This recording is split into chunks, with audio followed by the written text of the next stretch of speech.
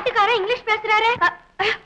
ஆமா, நீங்க நீங்க இங்கிலீஷ் பேசுறீங்களே? ஜெர்மன்ல பேசணுமா? ஏமா, ஒரு அட்வொகேட் இங்கிலீஷ்ல பேசுறது உங்களுக்கு ஆச்சரியமா இருக்கா? 4 எழுத்து படிச்சுட்டா போதும், 4 குணங்களையுமே மறக்கிறீங்களே. ஏமா, நீங்க இப்படி செய்யறது பெண் வர்க்கத்துக்கே அவமானம்னு உங்களுக்கு தெரியலையா? ஐ அம் சோ சாரி சார், நான் ரொம்ப வருத்தப்படுறேன். ஆமா, செய்யறதை செய்துட்டு சோ சாரி வருத்தப்படுன்னு சொன்னா போதுமா? இல்ல சார், நான் மன்னிப்பு கேட்டுக்கிறேன்.